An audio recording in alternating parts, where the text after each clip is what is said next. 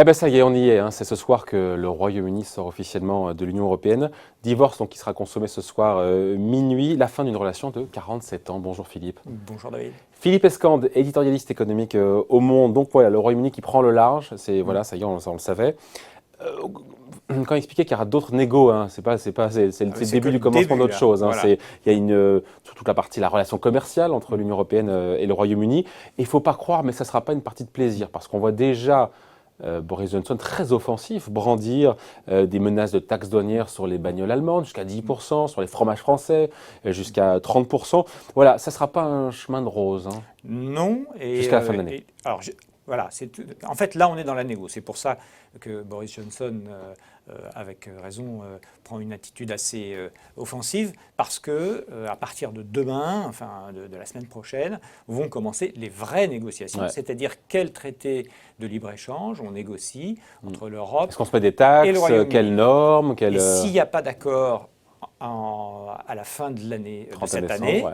Soit ils décident ensemble de prolonger, soit les Britanniques ne veulent pas, par exemple, et à ce moment-là, c'est les règles de l'OMC qui viennent s'appliquer. Qui sont, par rapport à aujourd'hui, moins favorables. Beaucoup moins favorables.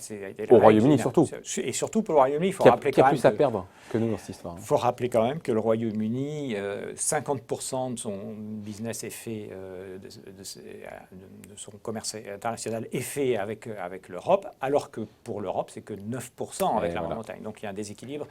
Le rapport de force est plutôt en faveur des Européens. Ouais. Premier ministre britannique Boris Johnson qui donne le sentiment de vouloir s'attaquer aux vrais problèmes du pays, d'être déjà dans l'après-Brexit et de vouloir répondre aux attentes profondes du pays, notamment toutes ces zones désindustrialisées qui ont voté pour lui.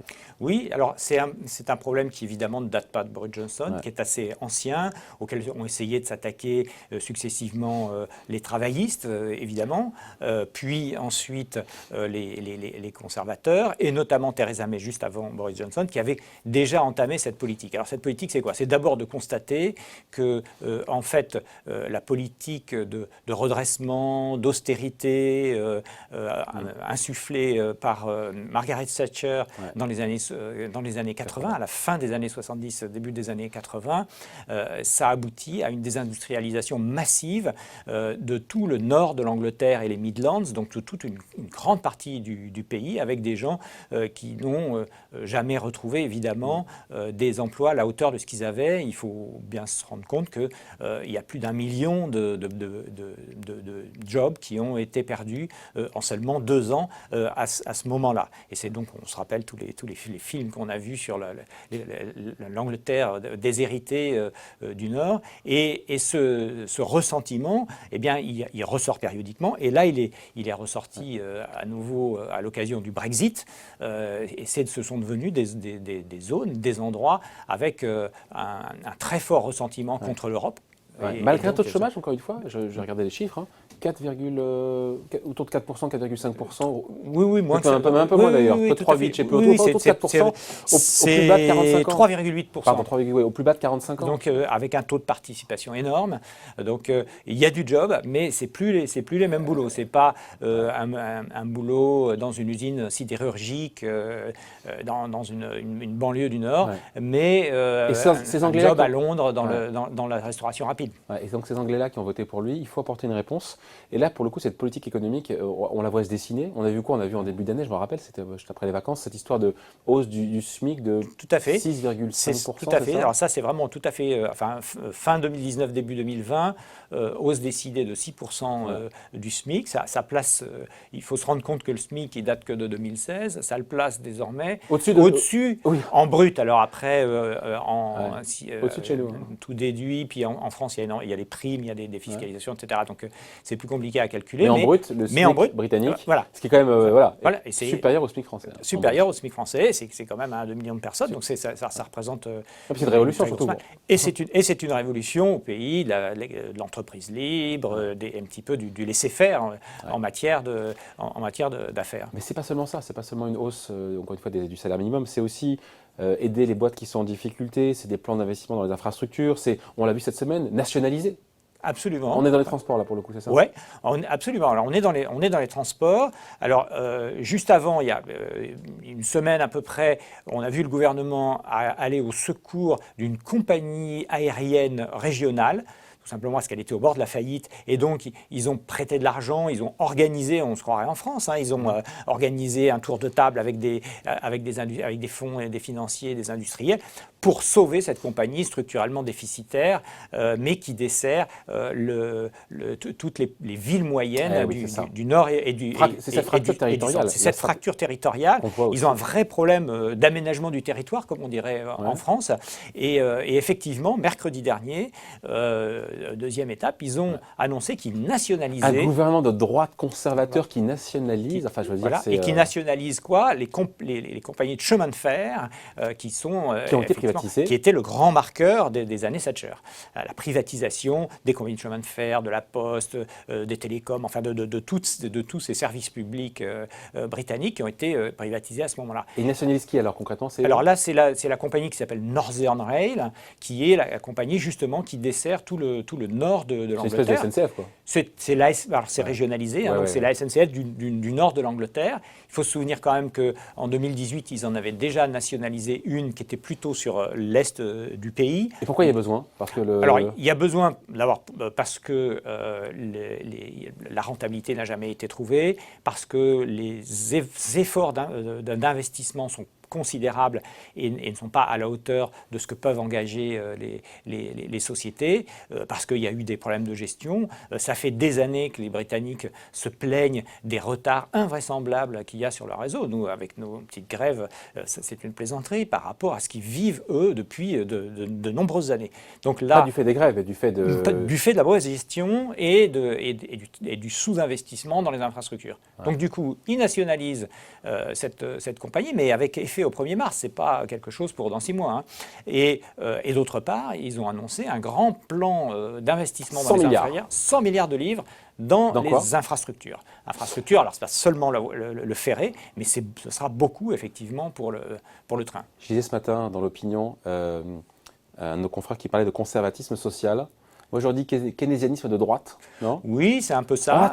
On ne l'attendait pas là, quand même, non? On ne l'attendait pas. Alors, cela dit, finalement, chez des gens qui sont qui aiment bien réfléchir à l'action politique, qui aiment bien théoriser ça, on avait connu finalement le libéralisme de gauche avec Tony Blair. Ouais. Et bien là, on voit une espèce pendant. Voilà, c'est un peu le conservatisme social. Le pendant avec l'idée de répondre encore une fois à la montée des populismes et aux besoins des tout à fait. C'était d'ailleurs une des premières idées de Theresa May qui avait promis des investissements dans la police, dans la justice, dans l'éducation, dans tous ces endroits où finalement il y a eu beaucoup de sous-investissements.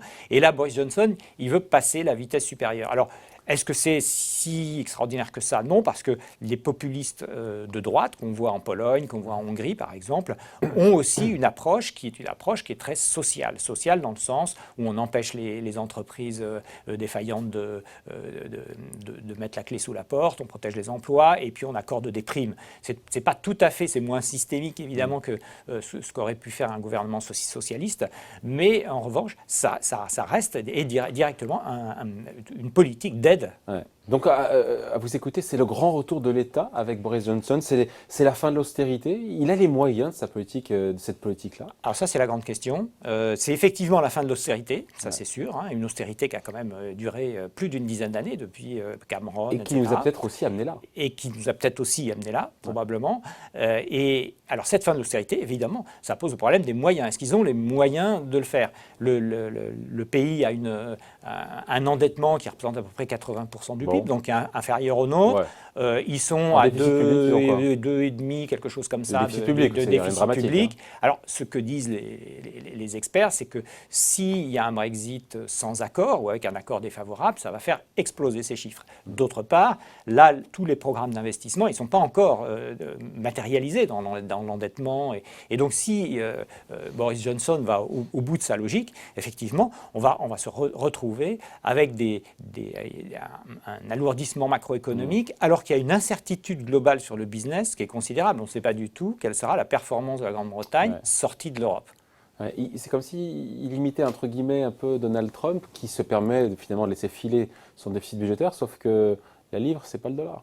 Exactement, exactement. Donald Trump, pour les mêmes raisons d'ailleurs, puisque Donald Trump a été élu par les ouvriers du Michigan qui avaient perdu leur boulot dans l'automobile ou dans les usines. Et donc, effectivement, cette fois-ci, il fait un petit peu la même politique en essayant de donner effectivement du grain à moudre aux gens qui ont voté pour lui, au prix d'un déficit dont on ne sait pas, et ça c'est la Banque d'Angleterre qui finalement sera le juge de paix. Sera le juge de paix, parce que effectivement le dollar c'est pas la livre. Il y a un nouveau banquier central qui va arriver bientôt, non? Tout à fait, oui, oui. À la BOE. Oui, tout à fait. Marc Carnet va passer donc on verra. Après, on finit là-dessus, Philippe. Le hic entre guillemets, c'est que là on a parlé pour le coup des attentes des Brexiters du Nord. Mais les Brexiteurs du Sud n'ont pas les mêmes attentes. Est-ce qu'il n'y a pas une contradiction dans la politique économique que Alors, Boris Johnson c'est un petit peu le problème géographique de Boris, c'est que les Brexiteurs du Nord, ils veulent de la protection. Ouais. Ce sont des gens modestes qui veulent surtout de la protection, qui ont voté pour le Brexit pour qu'il n'y ait plus d'étrangers, pour voilà. Hein, donc c'est vraiment la sécurité qu'ils cherchent. Et dans le Sud, le business ça marche bien. Donc ils veulent moins de réglementation, moins de taxes, moins d'impôts. Exactement. Ils veulent Singapour sur Tamise, comme on dit, c'est-à-dire un oasis pays libre, fiscal au sein de la zone euro. Une chose est sûre, les Européens n'en voudront jamais. Ils ne veulent pas un pays dérégulateur. Mais ils n'ont pas leur mot à dire non plus. Ils ont pas les bah si, dans les négociations sur le Brexit, Michel Barnier l'a dit à plusieurs reprises, et tout le monde le dit. Ils ne toléreront pas qu'il y ait un espèce de bastion dérégulé aux portes de l'Europe. Bon. Voilà, beaucoup de défis en tout cas pour Boris Johnson et cette politique qu'il doit mener pour réconcilier le pays, parce que c'est ça l'objectif. Hein. Parce que, bah oui, exactement, c'est ça. C'est d'essayer, mais pour l'instant, ils en sont encore assez loin, c'est d'essayer de réconcilier un pays qui est extrêmement fracturé, peut-être plus encore que le nôtre, entre Londres et sa très très grande banlieue qui fait presque 30% du PIB, et puis le reste du territoire. Sans parler, évidemment, de l'Écosse et de l'Irlande, qui sont encore un autre problème. Voilà, merci beaucoup. Explications et points de vue signés Philippe Escande, journaliste, éditorialiste économique au Monde. Merci Philippe. Merci David. Bye.